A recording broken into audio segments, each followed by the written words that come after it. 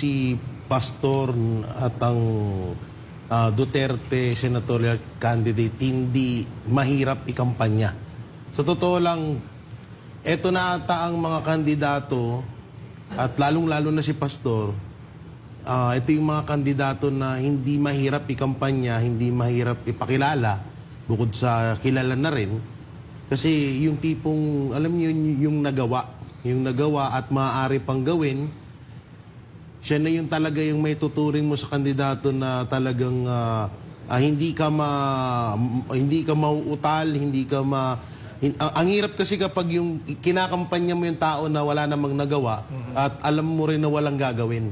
Iyon kasi yung pinagkaiba ng Duterte senatorial candidate, lalong-lalo na si Pastor Apollo Kibuloy, dahil sila kasi may nagawa na sila at may magagawa pa, lalo na sa mga batas na diyan sa Senado.